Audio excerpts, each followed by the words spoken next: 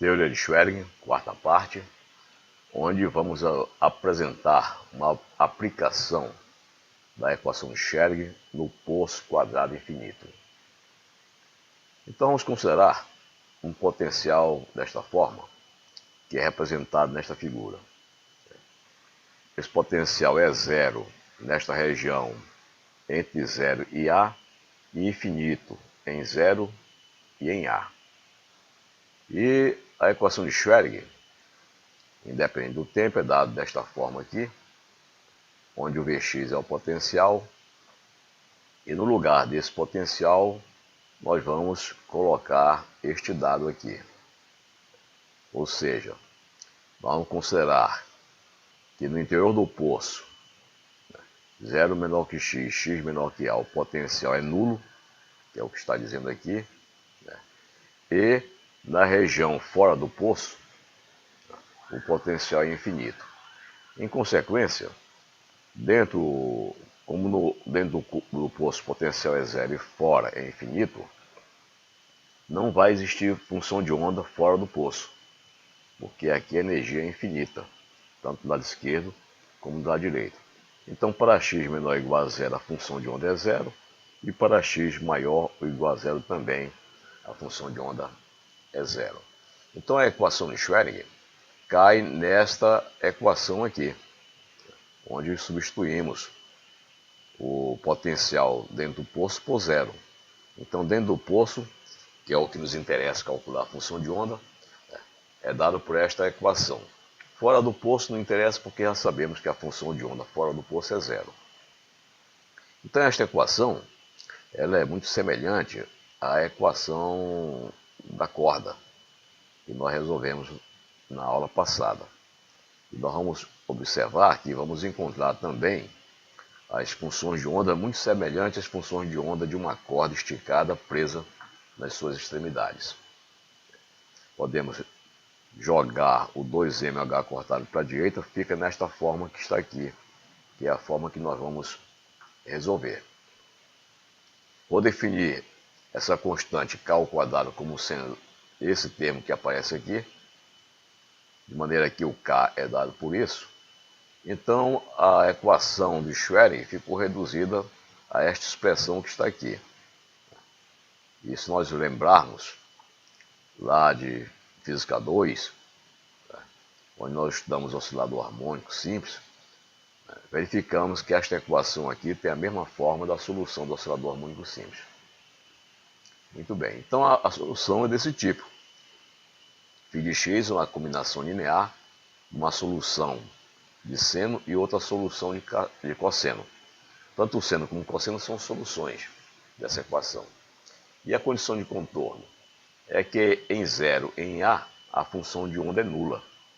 A função de onda é nula porque o potencial é infinito nos dois pontos. E tanto do lado esquerdo como do lado direito, ela é nula. Como do lado esquerdo e do lado direito ela é nula, e daquela condição de continuidade da função de onda, então no ponto 0 e no ponto A, também ela deve ser nula. Então, reescrevendo aqui a função x, nesta forma, onde o k é dado por isto aqui, e usando essas condições de contorno, que em x igual a zero a função de onda é zero, e em A a função de onda também é zero. Nós substituímos agora as condições de contorno na primeira expressão, e vamos encontrar que φ em zero vai ser A seno de zero mais B cosseno de zero. É o que nós estamos mostrando aqui. Muito bem. Então, o seno de zero é zero. Esse termo desaparece. O cosseno de zero é 1. Bom, como o cosseno de zero é 1, então chegamos à conclusão que o B é igual a zero. Esta é a conclusão. E o A, nós não chegamos a conclusão nenhuma. O A continua uma incógnita. Da condição de contorno 2, desta aqui, da segunda linha, nós temos φ de A igual a seno de KA mais B cosseno de KA tem que dar zero. É o que está representando essa segunda linha aqui. Daí nós tiramos o seguinte: como B é zero, nós já sabemos que B é zero, então, em consequência, nós temos que A seno de KA é zero. Bom, o A ele não pode ser zero, porque se ele for zero, nós não vamos ter função de onda nenhuma. Porque o B já é zero, se o A também for zero, não tem função de onda dentro da caixa. Então, vamos considerar que o A é diferente de zero. Então, para essa relação aqui ser zero, o seno de K tem que ser zero. A única maneira desse produto ser zero é que o seno de K seja zero. Isso acontece quando? Quando o K vezes A, esse argumento, assume um desses valores. Mais ou menos π, mais ou menos 2π, mais ou menos 3π, etc. Ou seja, como seno de menos K é igual a menos seno de K, eu posso eliminar o sinal menos aqui.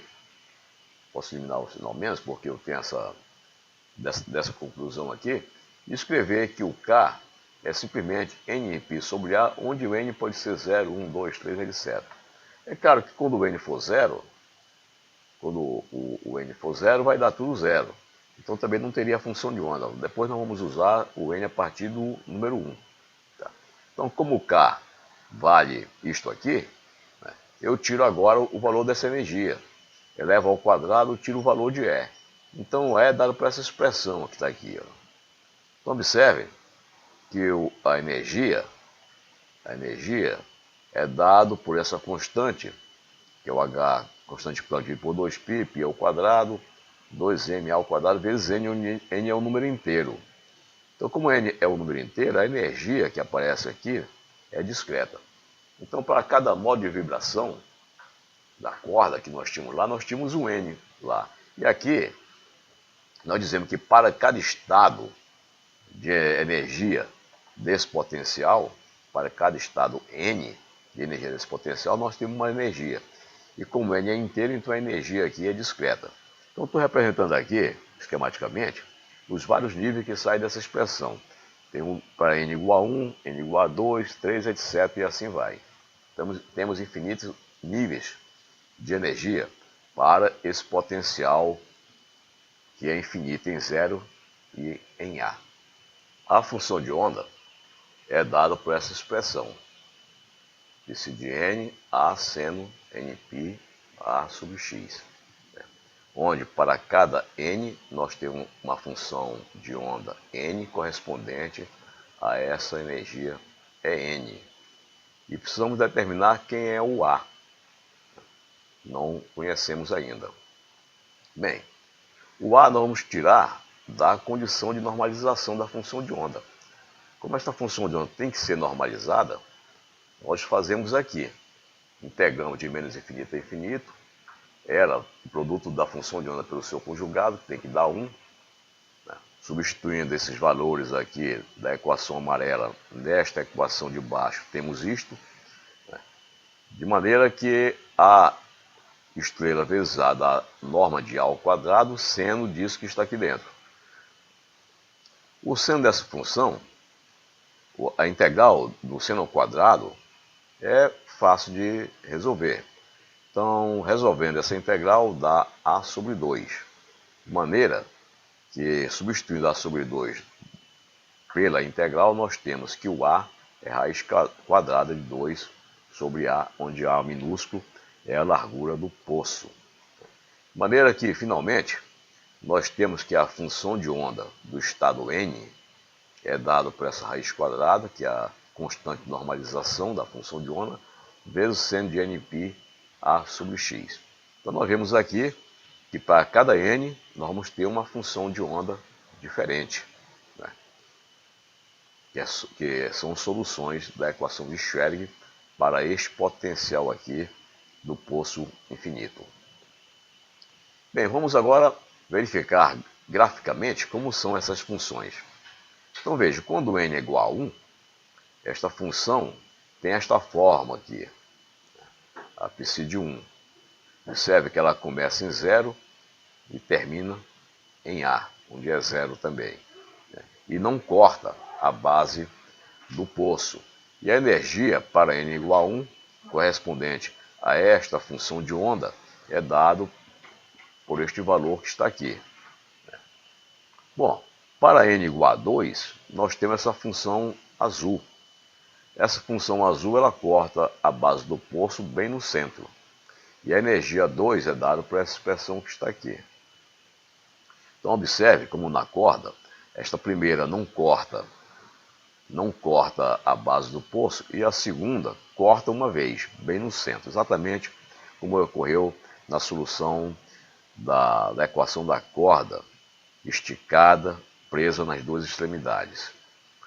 No terceiro caso, para n igual a 3, a função de onda corta a base do poço duas vezes, porque aqui é 3, então fica 3 menos 1, 2. Então tem dois nodos aqui.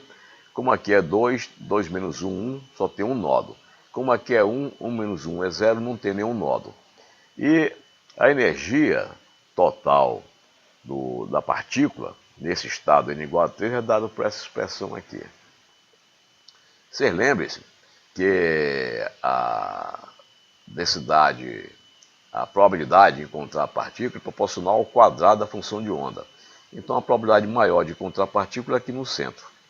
Aqui tem duas possibilidades. Pode ser aqui nesse ponto, que corresponde ao máximo valor do quadrado da função, ou nesse ponto aqui, que também corresponde ao máximo valor do quadrado dessa função. E aqui nós temos três pontos. Esse ponto, este e este aqui. Muito bem. Então essas são três das funções de onda da partícula em um poço potencial infinito. Mas como esse poço varia até infinito, então nós temos também infinitas soluções, tipo esta que eu estou apresentando para vocês aqui. Né? E quanto mais aumentamos o número de n, maior vai ser o número de nodos de nós que vamos ter aqui. Né? Então, mais oscilante vai ficar esta função de onda. Né? Muito bem. Então, vamos fazer algumas observações a respeito dessas soluções da equação de Schrödinger para uma partícula em um poço de potencial infinito. Primeiro, em relação ao centro do poço, né, a função φn, ou ela é ímpar ou ela é par. Né? Vocês imaginem aqui, em relação ao centro, por exemplo, dessa vermelha, em relação ao centro ela é par. Por quê? Porque os valores da função de onda à esquerda do centro da caixa são iguais aos valores da função de onda à direita do centro da caixa. Nesse caso aqui, o centro da caixa é neste ponto. Então nós observamos que a função de onda à esquerda ela é positiva e a direita ela tem a mesma forma, mas é negativa. Então nós dizemos que ela é ímpar. Aqui a terceira, o centro do poço é aqui, nós vamos ver que a solução do lado esquerdo é igual à solução do lado direito, então ela é simétrica. Ela é simétrica em relação ao centro do poço, então nós dizemos que ela é par. Então, em relação ao centro do poço, a função de onda ela é sempre ou par, né, ou ímpar. Né? Bom, para o estado n, existe n-1 nós. Então, observe aqui, que no caso aqui, n igual a 1 não tem nenhum nó, porque 1 menos 1 é 0. No caso igual a 2 tem um nó aqui, que é 2 menos 1. No caso igual a 3 tem dois nós, porque 3 menos 1 é 2. Né? Muito bem. As funções φn são mutuamente ortogonais. Então essas funções aqui são ortogonais. O que significa? Se fizer um produto escalar de uma pela outra, vai dar sempre zero, quando o n são diferentes. Então, por exemplo, eu tenho uma situação aqui geral. Tenho duas funções de onda, uma m e a outra n. O produto escalar dessas funções de onda vai dar sempre zero quando o m é diferente de n. Isso sempre vai ocorrer por quê? Porque ambas são soluções da equação de Schrödinger. A prova é a seguinte. Vamos fazer esse produto escalar de duas dessas funções de onda. Então tenho aqui m e n. Fazendo esse produto dá 2 sobre a, porque cada uma delas carrega raiz quadrada de 2 sobre a. Então, raiz quadrada de 2 sobre a vezes raiz quadrada de 2 sobre a dá 2 sobre a. Aqui é o seno de m e aqui o seno de n, com m diferente de n. Fazemos essa integral usando essa identidade trigonométrica aqui, que seno de a vezes seno de beta, seno de alfa vezes seno de beta é dado por isto aqui. Meio de cosseno de alfa menos beta, menos cosseno de alfa mais beta. Então, vou usar essa relação trigonométrica e substituir o integrando por essa subtração. Vamos fazer isso. Agora nós temos a integral do cosseno. A integral do cosseno é simples de resolver. Dá menos, essa integral aqui dá menos A sobre M menos N, seno disso aqui, e aqui dá menos A sobre M mais N, seno desse argumento. Então, fazendo isso, encontramos essa expressão, né? E de maneira que, reorganizando essa expressão, substituindo o x por zero e por A, nós temos esta expressão de baixo. Esse número que aparece aqui, ele é sempre inteiro. Se m é inteiro, n também é inteiro, então m menos n é um número inteiro. Aqui também, se m é inteiro e n é inteiro, m mais n também é um número inteiro. Em consequência disso, o seno desse argumento é zero e o seno desse argumento também é zero. Portanto, se o seno é zero, o lado direito todo é zero. Então, concluímos que essa integral é zero para m diferente de n. Considerando a normalização de φn, então nós podemos escrever o seguinte: isso aqui é zero para n diferente de n, né, mas é 1 para m igual a n por causa da normalização. Então nós escrevemos que esta integral é dada por delta mn, onde delta é o delta de Kronecker. Ele é 1 se m é igual a n. Essa condição 1 se m igual a n veio da normalização da função φn. O é zero se m é diferente de n, que veio dessa condição que acabamos de demonstrar. Muito bem. Então, com isso, demonstramos que duas funções de ondas diferentes, com n diferentes, elas sempre são ortogonais. E como nós temos que normalizá-las sempre, então nós dizemos que além de ortogonais, elas são ortonormais, porque elas são normalizadas. É o que está mostrando essa outra expressão azul que eu estou apresentando aqui. Bom, a quarta consideração é que as funções de onda φn são completas. O que significa isso? Qualquer função fx pode ser expressa como combinação linear delas. Como é que nós fazemos? Então eu digo assim, eu posso pegar uma função de f de x qualquer e dizer que ela é uma combinação linear dessas funções φn, fazendo o somatório de n igual a 1 até infinito dessa função, onde Cn são constantes a serem determinadas. Como φn é dado por seno de nπ sobre x, eu escrevo dessa maneira aqui.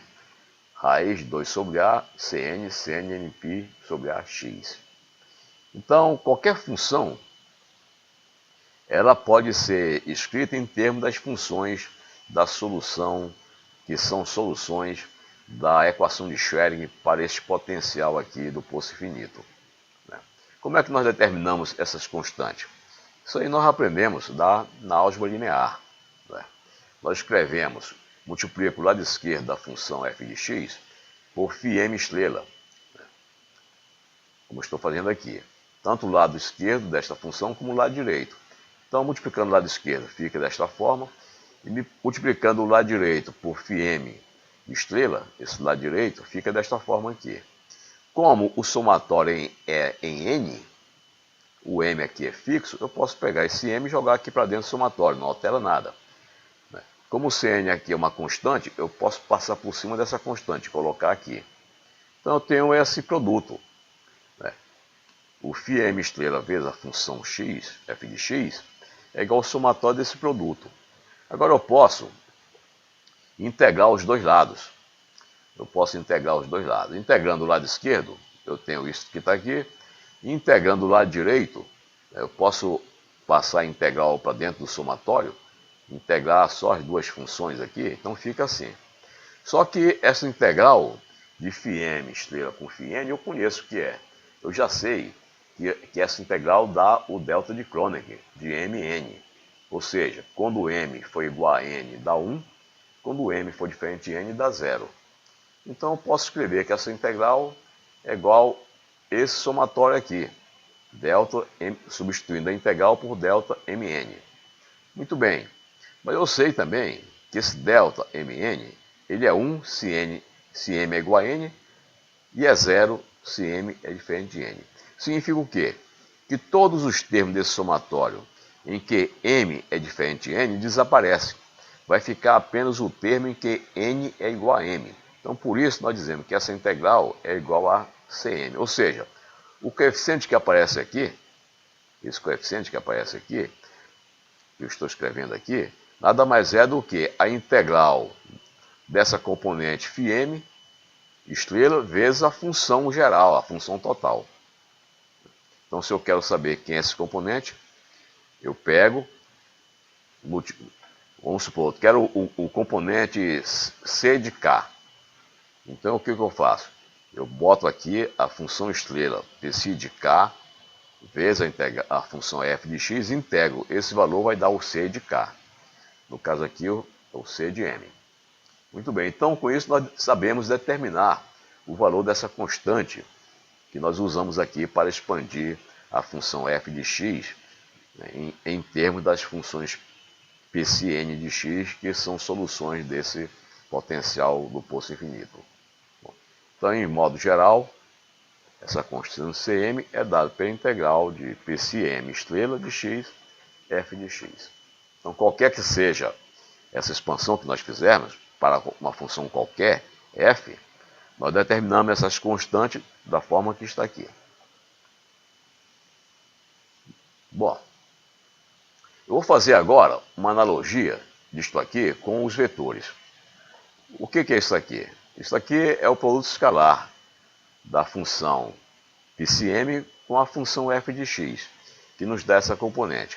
E nós dizemos que este valor aqui de c, cm, nada mais é do que a projeção da função f sobre cada uma das funções psi_m. Então vamos fazer analogia com vetores. Quando eu tenho um vetor, V aqui qualquer, eu posso decompô-lo numa componente sobre o vetor unitário E1 e uma componente sobre o vetor unitário E2. A componente sobre o vetor unitário E1, ela tem o valor A1. E a componente desse vetor sobre o vetor unitário E2, ela tem o componente A2.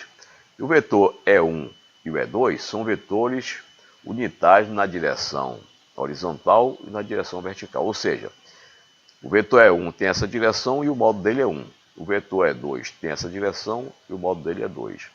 É 1. Muito bem. Então eu posso escrever o V como esse vetor mais esse pontilhado aqui, que é paralelo a este amarelo. Então eu posso escrever dessa forma.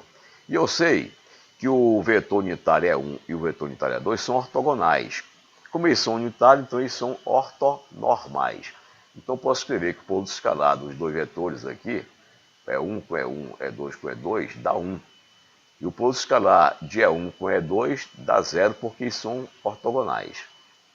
Essa relação aqui sai da ortonormalidade e esta aqui sai da ortogonalidade.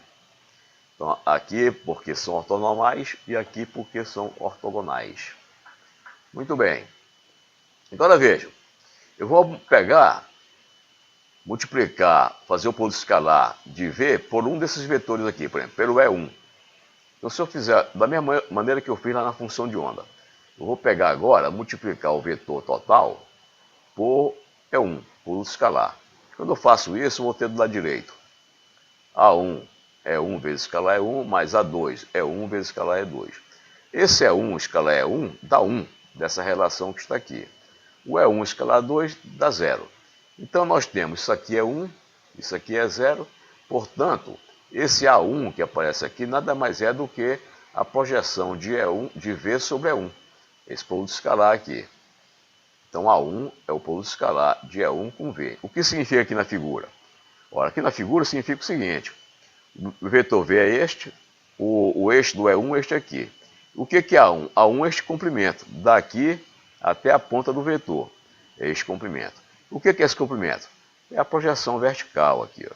A projeção vertical do vetor V sobre o eixo do E1. Da mesma maneira, o A2 é a projeção, né? É a projeção aqui é a projeção horizontal do V sobre o eixo E1, e aqui é a projeção vertical do V sobre o eixo E2. Né?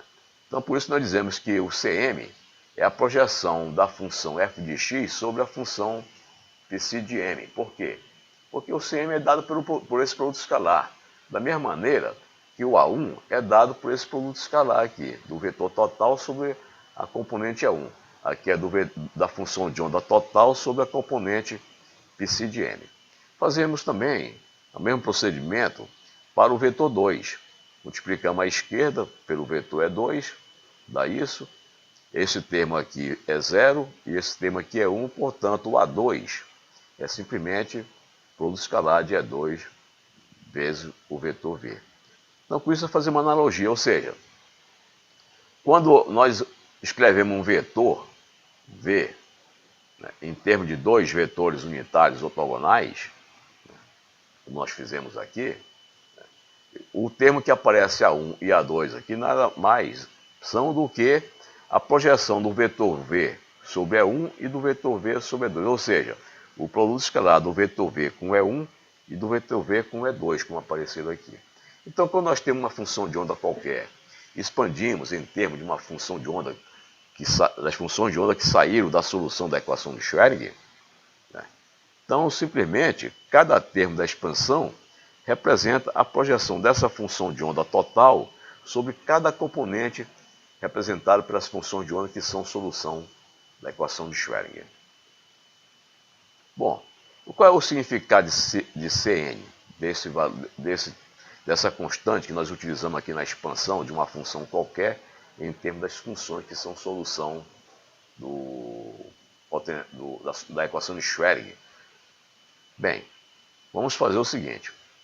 Vamos considerar que esta função seja normalizada. Se não for, nós a normalizamos. Então, sempre nós podemos normalizar. Então, dizemos que essa função aqui é normalizada.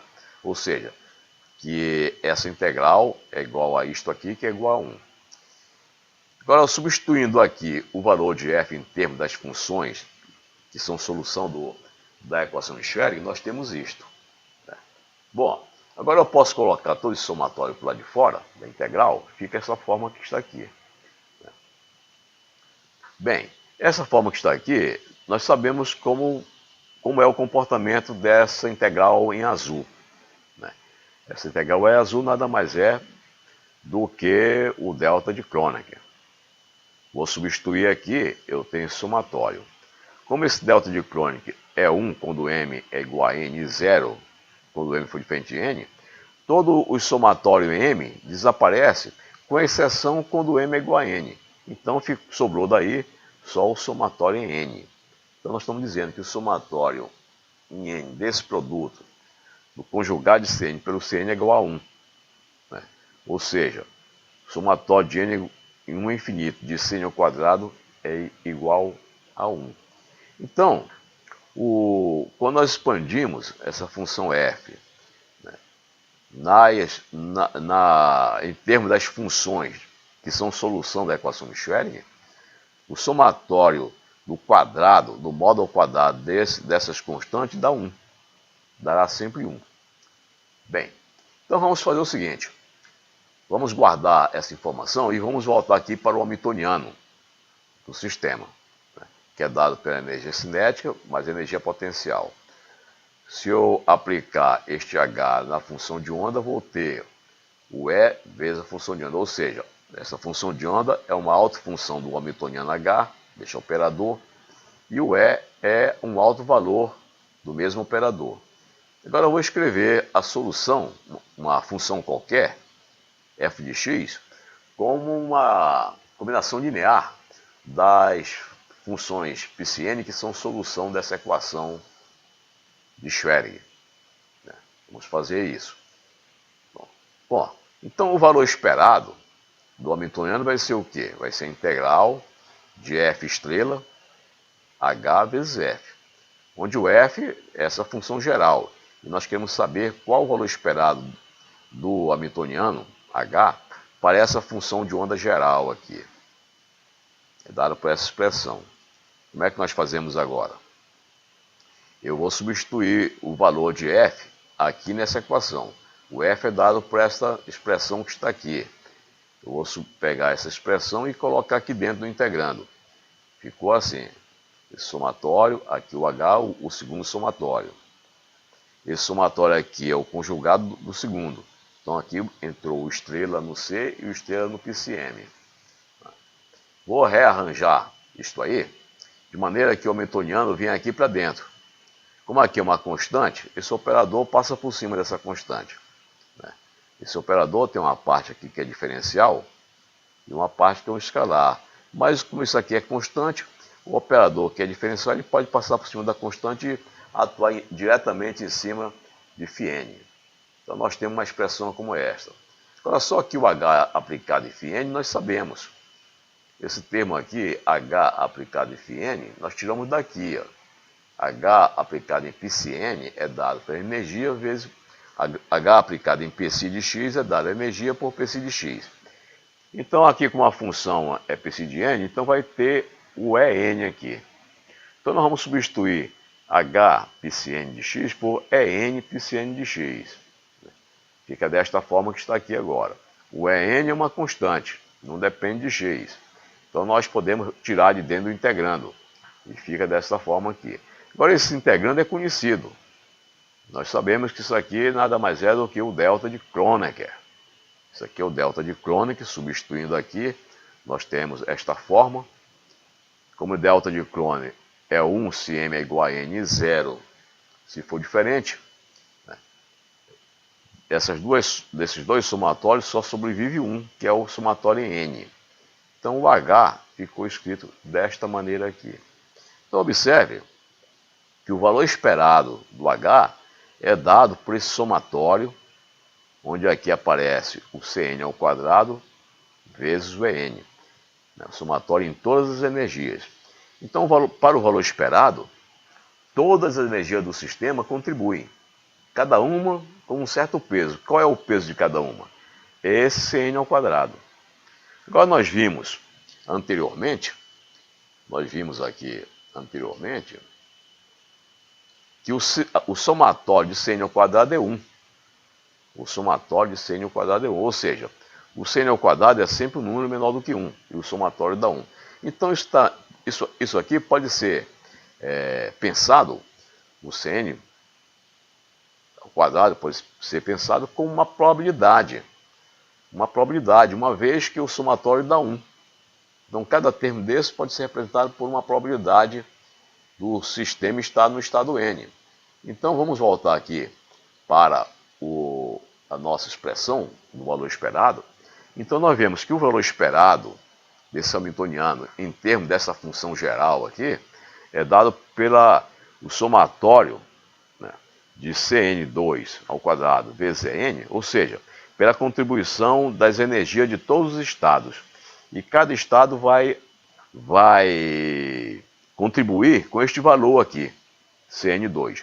Como o somatório de Cn2, Cn ao quadrado, o somatório desse Cn ao quadrado é 1, então nós podemos dizer o seguinte, que o valor esperado é dado por esse termo, multiplicado por En, onde esse Cn ao quadrado representa a probabilidade, né, do sistema se encontrar nesse estado N de energia. Então, com isso, nós encerramos a teoria de Schrödinger, né, da Física Moderna 1, né, com essa bibliografia.